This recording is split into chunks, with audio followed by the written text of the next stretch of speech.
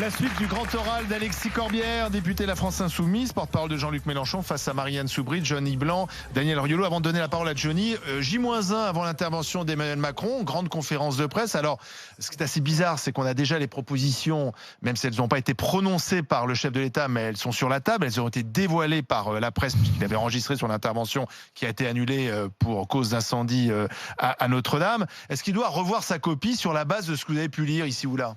Alors, je réagis sur la base du discours qu'il aurait prononcé. Tout ça, il y a des conditionnels. Qui n'a jamais été démenti par l'Élysée. Voilà, qui avait été même envoyé, disons-le, aux rédactions 1 heure avant, si l'incendie dramatique de Notre-Dame n'avait pas eu lieu. Donc, c'est ce qu'il aurait dit. Moi, ce qui me choque, je vais retenir une idée. C'est l'idée de demander aux gens de travailler plus, avec cette idée sans doute qu'un jour férié, désormais, c'est travailler, et même un peu de commencer, c'est ce qui se dit, à remettre en cause les 35 heures. Que les gens qui m'écoutent comprennent bien. Ça veut dire concrètement que vous baissez vos salaires, que vous voyez votre salaire baisser. Si vous travaillez davantage, et alors que votre salaire n'augmente pas, et Emmanuel Macron ne veut pas augmenter les salaires, ça veut dire concrètement qu'on baisse vos salaires. Si les 35 heures n'existent plus, qui est le moment de déclenchement du taux de rémunération des heures supplémentaires, ça veut dire concrètement qu'on baisse vos salaires. Alors si Monsieur Macron, après des mois de mobilisation contre la vie chère, qui est quand même très majoritaire dans le pays, après un pseudo-débat qui a quand même coûté 15 millions d'euros aux contribuables, si la conclusion qui tire de tout ça, c'est que les gens vont être contents s'il leur dit désormais vous allez travailler plus pour gagner moins, je pense que cet homme a un problème de perception de ce qui se passe dans le pays. Et à force de ça, c'est un élément de violence sociale qui ne va faire qu'envenimer les choses. Si j'ai bien compris, l'idée, si j'ai bien compris, parce que c'est pas très clair dans ce qu'il y avait dans les mesures, hein, puisque on dit deux choses. On dit on va allonger la durée du temps de travail pour financer la baisse d'impôts, mais aussi pour financer la dépendance, qui sont deux choses qui n'ont rien à voir. Donc ça, c'est pas très clair, il faudra qu'il précise. Mais bon, c'est quand même pour c'est du donnant-donnant en quelque sorte. Travaillez un peu plus, mais grâce à ça, vous paierez moins d'impôts et on va financer la dépendance. Mais on est d'accord avec mon raisonnement. Si vous faites travailler un jour férié supplémentaire sans augmenter les salaires, vous baissez vos salaires concrètement. C'est-à-dire par exemple que par rapport au grand malaise qu'il y a dans le milieu professionnel. Pas la bonne Je vais même évoquer par exemple le malaise qu'il y a dans la police. Aujourd'hui, les types, ils ont déjà 22 millions d'heures supplémentaires qui leur ont pas été payées. Un suicide inquiétant dans la gendarmerie et la police. Mais c'est aussi le cas, il y a près de 700 personnes chaque année qui se suicident au travail. Il y a un problème dans les milieux hospitaliers, un malaise. Si les gens pensent que c'est en augmentant encore plus la productivité qu'on va répondre à ça, c'est quand même quelque chose qui est incroyable. Si par contre il s'agit de dire on va partager les richesses par exemple pour financer la dépendance, ça m'intéresse. Il y a quelque part quelque chose de vertueux, je le dis entre guillemets, qui est sorti du drame de Notre-Dame de Paris, c'est que on s'est aperçu qu'il y avait beaucoup de fortune dans ce pays et de l'argent a été réuni pour réparer Notre-Dame, mais ça montre bien que contrairement à ce qu'on nous dit, je parle là ces immenses fortunes, elles peuvent être peut-être plus sollicitées pour participer à des choses d'intérêt général, notamment le financement de la dépendance de nos anciens, etc. Mais Comment on fait Corbière, pour récupérer cet argent mais... Par l'impôt, voilà, c'est un moyen démocratique et républicain. Monsieur Corbière, le problème, alors pour ce qui est des dons qui ont été faits par les grandes entreprises, il y a des niches, on peut appeler ça comme ça, des niches mécénat qui existent, et c'est pas illégal, il n'y a rien d'illégal là-dedans. Ça permet de débloquer de l'argent. Et le problème, c'est qu'on ne peut pas non plus attendre du privé qu'il fasse ce qu'on doit attendre de l'État. Donc quand vous dites aujourd'hui on va aller chercher dans la poche des riches, moi j'ai envie de dire mais enfin c'est le rôle premier de l'État de financer la dépendance, etc. Donc si vous voulez venir nous dire ils ont des sous, ils ont pu donner pour Notre-Dame, ils vont donner pour la dépendance, non, enfin je veux dire, vous voyez ce que je veux dire. De toute façon l'État en tant que tel, ça n'est que ce que les citoyens en font. C'est-à-dire l'argent de l'État, c'est l'argent des citoyens. Il pourrait être mieux redistribué peut-être. Voilà, la seule question c'est, il y a un outil qui a été forgé à travers le temps, c'est l'impôt. Moi je suis pour l'impôt sur le revenu. Je suis pour qu'on passe de 5 tranches aujourd'hui à 14 tranches d'impôts. Trop d'impôts reposent sur ce qu'on appelle les classes moyennes. Et je pense que les classes supérieures, et on le voit bien, il y a des fortunes colossales qui sont accumulées. Monsieur quand même Bernard Arnault, qui s'est illustré le soir de Notre-Dame, a aujourd'hui une fortune personnelle équivalente avec ses actifs, mais à 77,2 milliards d'euros. Et elle a augmenté de 25 milliards d'euros uniquement sur l'année 2018. On est d'accord. Mais j'entends bien, mais enfin tout de même... Sur les salaires il paye 1,2 milliard d'euros d'impôts par an. Oui, mais c'est bien, mais il peut peut-être payer un petit peu plus. Vous savez ce qui répond à ça, parce que je ne veux pas faire porte-parole de Bernard Arnault, mais comme on dit beaucoup de choses qui sont fausses, il dit qu'il paye en fait 50% d'impôts en France sur 10% d'activité. En fait, 10% de vente en France. Principalement son activité à l'extérieur. Et proportionnellement, il paye beaucoup plus d'impôts en France que partout ailleurs où il doit payer aussi des impôts. Il a plus tous les emplois. Son activité à l'extérieur, elle repose aussi sur le label France, le savoir-faire français, etc. Mais surtout, pourquoi on parle de tout ça? C'est parce qu'il y a le premier acte qu'on m'a fait faire comme député, j'ai voté contre, c'est de supprimer l'ISF. On a dit il y a une pression fiscale trop importante, ils n'en peuvent plus. On a rendu aux 100 contribuables les plus riches de pays, les 100 contribuables, on leur a rendu 1,5 million d'euros. Pour quel intérêt? Ça a coûté aux deniers publics. Dans les entreprises.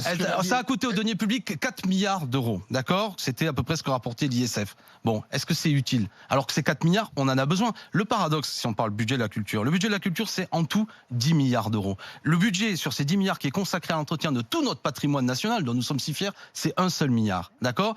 Donc c'est très faible en vérité. La France le pauvre Stéphane Bern qui s'est mobilisé, il a ramassé 60 millions. Est-ce que l'ISF, ça nous a permis d'être meilleur sur le chômage et sur la Est-ce que la France allait mieux en 2016? Non, mais elle ne va pas mieux aujourd'hui. C'est-à-dire que je connais ça, c'est des tautologies. Non, mais l'ISF ne change rien alors. Non, mais si, ça change. Ça permet qu'aujourd'hui, on a moins de recettes publiques. On a moins de recettes publiques. Et le corollaire de dire on va supprimer l'ISF, réduire en fait les recettes publiques, c'est ce qu'annonce Emmanuel Macron. On va supprimer, il prévoit de supprimer 12 000 fonctionnaires. Moi, je dis aux Français, regardez, y compris, je vais reprendre l'exemple des 12 000 sur 5 millions. Hein. Oui, peut-être, mais aujourd'hui, mais est-ce qu'on a 12 000 sur 5 millions? Mais où est-ce qu'on va les supprimer? Parce que c'est toujours pareil. Dans les collectivités territoriales, on peut supprimer des wagons. C'est clair. Des wagons, c'est clair. Oui, des wagons. Faut arrêter de se voiler la face en France. On se voile la face. On crée des postes sans arrêt. Moi, je suis désolé, depuis des années dans ma région, je me sens pas mieux administré que 10 ans en arrière. Mais je suis d'accord. Bon, alors pourquoi on a créé des postes? Pour faire quoi? Non, mais attendez. Il y a un moment, faut qu'on arrête. Premièrement, beaucoup de postes qui ont été créés dans les collectivités locales, c'est en raison de la décentralisation. On a donné des compétences nouvelles, elles étaient obligées, d'accord? Donc ce qu'on supprimait d'un côté, on le créait de l'autre. Non, mais il faut pas. Deuxièmement, puisque vous parlez de la province, ce que dans beaucoup d'endroits les gens ressentent, et ils n'ont pas tort, c'est que le service public, c'est quasiment plus rien. Les gens ont l'impression de payer l'impôt, et il faut prendre la voiture pour aller à l'hôpital, il faut prendre la voiture des fois même pour ne serait-ce qu'une école, etc., etc. Donc pour essayer, les gens disent mais où va notre argent? Parce que le service public s'est dégradé. Dans beaucoup d'endroits, il n'y a plus de postes. Même moi, je prends l'exemple à Bagnolet. Dès que j'ai été élu, la première chose, c'est le centre des impôts a fermé, d'accord? Et vous avez nombre de services publics qui sont pas ouverts toute la journée quand vous voulez y aller. Donc, dans cet appauvrissement du service public, cette mise à distance du citoyen entre tout ce qui est normalement la matérialisation concrète de la République, les gens ont l'impression de payer des impôts et de ne pas avoir de retour là-dessus. Donc, s'il n'y a plus de service public, qu'est-ce qui va se passer? C'est le privé qui va prendre le marché. Si l'hôpital public fonctionne pas bien, eh bien ceux qui ont les moyens iront à la clinique privée. Si l'école publique est dégradée, ceux qui ont les moyens iront dans l'école privée. Et vous allez avoir une cassure d'une société à deux vitesses selon les moyens. Je ne veux pas de ça. Comment on s'en sort? Par une grande idée, le partage des richesses. On a la chance d'avoir des gens qui font du profit, très bien, monsieur Bernard Arnault, monsieur Pinault, Bouygues, Lagardère. Bon, on peut peut-être les solliciter davantage sur la base de leur fortune sans qu'ils soient mis à la rue. Et vous pensez que ça règle le problème? Sinon, comment on fait? Comment on sélectionne ceux dans qui on va taper les poches, ceux à qui on va taper les poches? Il y avait l'ISF, on considère que sur la base d'une certaine fortune, richesse personnelle, il y a un impôt qui est une sollicitation qui leur est faite. La tautologie que vous dénoncez, moi, je pense... on constate malheureusement que quand il y était, on se portait pas mieux. Pendant 30 ans, il y a eu l'ISF, et il y avait du chômage, il y avait de la pauvreté, l'injustice. On aimerait penser comme vous. Où la démonstration est difficile. D'accord. Donc, mais attendez. Si tous nos malheurs venaient de l'ISF, mais je n'ai pas dit ça. Je ne dis pas que tous les malheurs. Je dis que c'est une mesure pas seulement symbolique, mais que la ligne d'Emmanuel Macron, c'est de dire je baisse les recettes, il y aura moins d'impôts, et il dit immédiatement, et c'est d'ailleurs le questionnaire un peu orienté, dites-moi dans quel service public il faut tailler. Ça, je pense que c'est une mauvaise compréhension du pays. D'accord? Nous avons des besoins. Ça répond pas, c'est à qui on tape le blé. Mais je vous ai répondu. Mais non, l'ISF. c'est simplement ceux qui payent l'ISF. Par exemple, commençons par là. Commençons par réhabiliter cet impôt sur la grande fortune, qui concerne quand même assez peu de contribuables. Hein. Ça vous concerne pas, j'imagine. Du moins, j'en sais rien, je vous le souhaite après tout. Mais ça concerne quand même une minorité de contribuables qui se portent très bien s'ils participent un peu plus à l'impôt. Ensuite, si vous m'avez écouté, je vous ai dit... Non, mais je vous le souhaite en plus, c'est pas le problème. Moi, j'ai rien contre les riches en soi. Mais c'est pas ça qui crée des emplois, monsieur Corbière. Là-dessus, je suis d'accord. Attendez, là, je réponds. Ensuite, deuxièmement, excusez-moi, je vais à la serpe. 14 tranches. Non, mais je suis obligé. Aujourd'hui, il n'y a que 5 tranches d'impôts. On peut imaginer, nous, on propose 14 tranches d'impôts. Il y en a eu plus d'ailleurs des tranches d'impôts. Enfin, pour finir, vous dites le vrai sujet. Pour créer des emplois, quel est le grand projet qu'on nous propose aujourd'hui? Où est-ce que la France dit désormais, regardez, on va investir? Nous, on a fait des propositions pendant la campagne présidentielle. La mer, par exemple. On a un potentiel maritime incroyable. On a le 2e littoral mondial. Il y a là une énergie pour aller engager une transition écologique, pour dire, voilà, on va créer, par exemple, faisons travailler nos savants, nos ingénieurs, des turbines. On va remettre en place un peu de la sidérurgie pour ces grandes turbines maritimes qui pourraient nous permettre, par exemple, de créer de l'énergie et d'aller progressivement vers la sortie du nucléaire, parce que le nucléaire a assuré notre indépendance énergétique à une certaine époque, mais aujourd'hui on s'aperçoit que quand même le nucléaire n'a pas que des vertus. Donc là on aurait un grand chantier. Dans la mer, idem par exemple. Écologique, Pardon ? Moi, ce qui Des m'inquiète. turbines dans la mer pour la faune. L'énergie maritime. Attendez, mais m'inquiète l'énergie quand même, maritime c'est est une qu'on énergie parle toujours renouvelable. en France de créer des nouveaux emplois. Il faut créer des emplois. Je veux juste Ah vous oui. rappeler quelque Pardon. chose. Pardon. Dans les corporations où l'emploi existe aujourd'hui, on ne trouve pas de gens pour bosser. Mais il faut quand même se mettre ça dans la tête. Oui. C'est pas la peine de créer des trucs nouveaux.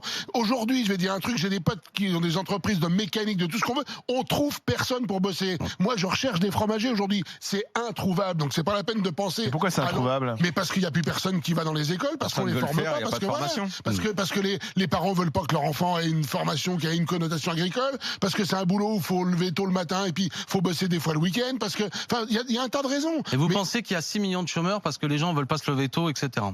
Mais je veux dire, quand même aujourd'hui, mais on oui, estime. mais non seulement je ne pense pas, mais Ouais, je suis- donc je cite de mémoire. faut Non, arrêter. mais je sais bien, mais moi je ne suis pas. Je Et cite. parce qu'il y a un déficit de formation. Je aussi. cite de Mais c'est pas mémoire. que ça. Non, mais premièrement, déficit de formation. Vous savez, je suis prof de lycée professionnel. Les diplômes professionnels, ils sont aussi définis avec les branches professionnelles. D'accord ?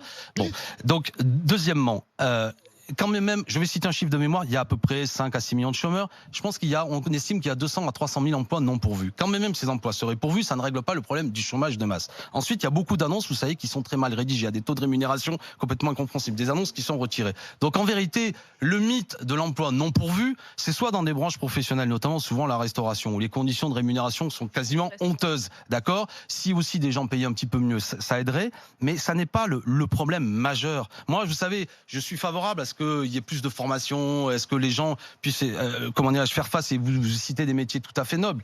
Mais c'est pas le fond du problème. La question, c'est comment on relocalise aussi l'économie. Pendant des années, on a laissé, notamment au nom de l'Union européenne, délocaliser l'économie. Des entreprises qui partaient, notamment dans des pays au sein même de l'Union européenne, parce que c'était moins cher, parce qu'ils étaient moins disant social, moins disant fiscal, parce qu'il n'y avait pas de syndicats, parce que les conditions de travail et les rémunérations. On a laissé faire ça. C'est pour ça que cette Union européenne, elle est devenue, pour beaucoup de gens, plus que suspecte. C'est-à-dire que quand vous délocalisez une entreprise pour l'envoyer en Roumanie, c'est pas parce que le climat est meilleur ou que le savoir-faire est meilleur, c'est uniquement parce que les salariés se sont payés moins cher. Eh ben, du moins, on empêche cette situation de concurrence interne à l'Union européenne. Parce que moi je suis pour. Non mais l'Europe de la solidarité, l'Europe de projets industriels, moi je suis pour. Mais l'Europe de la concurrence entre les pays, où on fait rentrer notamment, je pense aux pays qu'on appelle les anciens pays de l'Est, dans lequel une fois de plus, la seule valeur ajoutée qu'on leur a dit, c'est vous rentrez dans l'Europe, vous êtes moins disant fiscal. La bonne question, c'est effectivement, est-ce qu'on sort de l'Europe ? Moi je suis pour avancer vers une harmonisation fiscale et sociale entre les pays. Non mais c'est pas qu'on n'y arrive pas. L'actuel, c'est que les traités l'interdisent. D'accord ? C'est interdit par les traités. Donc, il faut désobéir aux traités. Sinon, vous baratinez. Mais si vous désobéissez aux traités, vous êtes en rupture avec les autres. Vous êtes en rupture. Mais il y a sans doute des ruptures, oui, sans Donc doute. vous sortez de l'Europe. Non, mais premièrement, la France, c'est la deuxième économie de l'Union européenne. C'est 18% du PIB de l'Union européenne. Je vais vous dire une chose. Pour une formule un peu ramassée, il n'y a pas d'Union européenne sans la France, d'accord ? Donc de toute manière, on crée un rapport de force nouveau en disant voilà, désormais les travailleurs détachés, c'est plus tolérable. En France, on interdira les travailleurs détachés. Qu'est-ce que c'est les travailleurs détachés ? C'est le fait qu'on tolère en France que sur certains chantiers viennent des gens qui ne sont pas payés de la même façon que les travailleurs nationaux, d'accord ? C'est une concurrence terrible. Ça, c'est détestable. Et ainsi de suite. Deuxièmement, on empêche, c'est le fait qu'on ait cette concurrence et ce que j'indiquais tout à l'heure, des délocalisations d'usines qui quittent la France pour aller à quelques centaines de kilomètres plus loin parce que dans ce pays, les travailleurs sont payés 10, 12 fois moins cher, etc., etc. Là, vous créez quelque chose de totalement nouveau. Vous permettez, par exemple, qu'il y ait des vraies possibilités d'investissement public sur certains secteurs. Aujourd'hui, on a des besoins que j'indiquais tout à l'heure. La transition écologique, ça peut créer de l'emploi. On a besoin de logements de qualité. On construit des bâtiments. On investit dans certains secteurs. Et aujourd'hui, on voit bien qu'en raison des règles absurdes de l'Union européenne, vous ne pouvez pas investir. Bon, il faut une banque centrale européenne qui soit au service des États et pas qui soit indépendante telle qu'elle est aujourd'hui. On pourrait continuer les têtes de chapitre. Moi, je ne veux pas baratiner les Français, à leur faire croire que parce que les élections arrivent, c'est la liste du Père Noël. Vive l'Europe sociale, on l'a entendu 12 000 fois, alors que les traités actuels qui ont été adoptés contre la vie des peuples... C'est pas très clair. Non, et Jean-Luc Mélenchon ne l'est pas non plus. Et je crois que c'est Geoffrin qui fait une interview, il le relance plusieurs fois. Si vous ne respectez pas les traités, de fait, vous sortez de l'Union européenne. On verra, je ne crois pas que ce soit si simple, mais la possibilité d'une crise, effectivement, et que cette Union européenne-là... On a besoin d'une crise, de rompre avec cette Union... Oui, non, mais on est dans la crise. Je voulais que je vous dise, la crise, c'est pas nous qui allons la créer, on est dans la crise. Vous allez voir les résultats des prochaines élections européennes. Oui. Partout, les nationalismes montent. C'est une situation terrible, d'accord ? Pourquoi c'est pas les partis de gauche, justement, qui montent ? Comment on explique, finalement, que vos idées ne trouvent pas plus d'écho ? Comment on explique qu'entre le 19% de l'élection présidentielle... Parce que parfois, il y a des Daniel Riolo qui les caricaturent un peu, ça aide pas. Vous lui donnez beaucoup de pouvoir. Excusez-moi, mais là, vous me prêtez quand même beaucoup de pouvoir. Mais comment si, on explique une déperdition de voix entre la présidentielle et ce qui est promis à Manon Aubry comme résultat au terme des élections européennes? Comment ces idées ne sont pas plus représentées et suivies? Vous posez une excellente question. Essayons de réfléchir sur le temps long, parce que beaucoup de partis, notamment qu'on appelait la gauche, et je pense notamment à la social-démocratie au niveau européen, a participé à la construction de cette Europe libérale et a créé un dégoût. C'est pourquoi, moi, vous m'avez déjà entendu, peut-être pas vous, Daniel Riolo, mais Olivier Truchot ou Alain. C'est-à-dire que moi, j'essaye de forger un vocabulaire nouveau. Parce que je pense qu'il y a des mots, bien sûr je suis un homme de gauche, je ne vais pas me cacher de ça, c'est pas le sujet, mais il y a des mots qui pour beaucoup de gens sont des mots repoussoirs. Le beau mot de socialisme aujourd'hui, porté par François Hollande, apparaît aux yeux de beaucoup de gens comme quelque chose qui est absolument repoussant. Et ça a créé une crise terrible où des grands partis qui représentaient un idéal d'émancipation sont devenus des repoussoirs. Donc, non mais monsieur, pardon. Et vous évoquez, c'est pas la violence qui fait peur. Oui, et vous évoquez, est-ce que c'est pas votre violence nous qui sommes fait peur finalement, monsieur Corbière? C'était pas le mot qui faisait Vous savez, la violence, je vais vous dire une chose. L'année dernière, il y a 500 personnes qui sont mortes dans la rue. Je trouve ça extrêmement violent. D'accord? On peut le dire. La violence du propos, vous faisiez référence tout à l'heure, à ma remarque vis-à-vis du mini-film, je ne sais pas comment il faut appeler ça, qu'ont fait vos deux amis Ruffin et Mélenchon, à parler sans arrêt de révolution. Vous pouvez pas être précis 2 secondes, c'est pas Mélenchon qui a fait le film. C'était sur YouTube, c'était la vidéo ou dans la cuisine de Ruffin. Ah d'accord, il a fait Ruffin et Mélenchon. Excusez-moi d'avoir dit petit film au lieu de vidéo, pardon. Je sais que vous parliez du film de Ruffin. Non, c'est pas le documentaire. Ok. Voilà. C'est la vidéo sur YouTube. C'est ne pas condamner à 100% les casses dans Paris le week-end parce que finalement on oppose la vertu à la légalité. Donc j'en reviens à ce petit film, sans arrêt parler de révolution, ne pas savoir réellement comment vous avez envie de prendre le pouvoir parce que de toute façon les médias sont dans un complot qui trafique également les sondages, qui fait que vous ne soyez qu'à 9% aujourd'hui alors que si on trafiquait pas, si on n'était pas tous partie prenante d'un grand complot, vous seriez peut-être à 20%. Alors je caricature, mais est-ce que c'est pas l'idée générale finalement? Je vais vous dire. Et est-ce que vous l'entretiez pas cette idée générale finalement à ne jamais condamner réellement la violence? Ce qui fait finalement ce qui fait le jeu des partisans de l'ordre. Vous, à peine vous étiez assis ici depuis à peine 2 minutes que vous m'avez agressé. Bien sûr que si. Mais bien sûr que si, monsieur Corbière. Bien sûr que si. Vous êtes allé dans vos petits papiers sortir. Ah, il a dit ça sur le Qatar. On m'a dit ça, mon conseiller m'a dit ça. Non mais arrêtez, franchement, monsieur Corbière. Arrêtez. Vous étiez prêt immédiatement à attaquer. Arrêtez. Alors je dois dire que on remercie. Vous produisez quand le spectacle? Ça va, c'est sympa? Mais venez avec moi si vous voulez. On fera un autre film comme Ruffin. Je viens d'arriver. On parlait de Nathalie Loiseau. Vous me sautez à la gorge sur le maoïste, les Khmers rouges. Pas du tout. Ah bon, pas du tout. Bon, alors il y avait un homme qui vous ressemblait, qui était assis là et qui m'a parlé. Non mais on parle sérieusement. Ceci dit, au-delà de la, vous m'avez fait perdre le fil, pardon. Je parlais de la violence. Ouais. Premièrement, je répète, je pense que nous sommes hélas dans une société violente, d'accord? Deuxièmement, par exemple, peut-être, je vais vous faire une taquinerie. Vous dites le mot de révolution. Je vous rappelle que c'est accessoirement le titre du livre d'Emmanuel Macron, d'accord? Donc la révolution, moi je la souhaite citoyenne. Je souhaite un changement, je le cache pas. Je pense que c'est cette société actuelle. Mais elle passe par la violence, la révolution, ou c'est une révolution de velours? Absolument pas. Et je le répète, et vous le savez très bien. Je ne cautionne pas la violence, premièrement parce que la violence, comment dirais-je, est absolument regrettable. Mais surtout qu'à mon avis, la violence n'a jamais profité vraiment à la gauche, elle profite au parti de l'ordre. Voilà, vous avez tout dit. Ça fait monter la droite. Alors là, sur votre Truchot, vous avez tout dit. Écoutez-moi, c'est un piège. Non mais parfois vous tombez un peu dedans. Non, écoutez-moi ce que vient de dire Olivier Truchot. Parce que ça, non mais je le partage. Deuxièmement, par exemple, je vais vous dire une autre chose. Sur le sujet, la violence, c'est Jean-Luc Mélenchon qui dit la République, c'est moi quand on vient perquisitionner. La violence, c'est s'opposer à la justice, comme vous l'avez fait, comme votre parti l'a fait, comme Jean-Luc Mélenchon l'a fait. Mais bien sûr que si. Elle est là la violence. Et là, moi, je suis désolée, je ne peux pas l'entendre. Bien sûr que attendez. Alors, non, mais je vais prendre un mot. Que nous ayons eu des mots à un moment donné parce que franchement il y avait une situation qui était assez intolérable, on peut les juger, mais j'entends bien, mais je vais vous dire une chose, toutes les perquisitions ont eu lieu, hormis celle qui a eu lieu au local de la France Insoumise, parce que nous n'avons pas compris pour quelle raison, par exemple. Pour vous raconter, je ne sais pas si tout le monde va suivre, mais moi je suis rentré normalement dans le local pendant la perquisition, tout s'est passé normalement. Et quand Jean-Luc Mélenchon s'est présenté à la porte, il ne pouvait plus rentrer, alors qu'il est le fondateur de ce parti. Il voulait comprendre ce qui est en train d'avoir lieu. Nous n'avons pas compris, et nous n'avons toujours pas compris pour quelle raison c'était à géométrie variable. Et on nous a pris, on nous a pris nos fichiers de tous nos adhérents, d'accord? Pour quelle raison? C'est la loi, tout ça. Non, c'est pas la loi. La loi n'est pas de quitter une perquisition en vous prenant les fichiers de vos adhérents sans qu'on sache exactement ce qui a été pris, d'accord? C'est une instrumentalisation de la justice. justice. Après, moi je suis pour, là où vous avez raison, faut toujours être calme, parler gentiment, mais pas aussi instrumentaliser la justice pour que d'un seul coup 17 personnes perquisitionnées au même moment, 110 policiers mobilisés, un dispositif jamais vu. Tout ça pourquoi? Parce qu'une dame, dont j'ai oublié le nom, qui était une députée Front National, Madame Montel, avait dit, parce qu'elle-même était attaquée, que aussi Mélenchon était concerné. C'est une instrumentalisation totale, c'est mon analyse. Nous n'avons jamais, comment dirais-je, fui devant la justice. Voilà, après, bien sûr, il faut être calme. Mais vous savez, il y a aussi des provocations qui sont organisées dont le but est très politique. Oui, Olivier. Merci Alexis Corbière. C'est fini. Mais oui, c'est fini. On a même dépassé le temps imparti, comme on dit. Merci.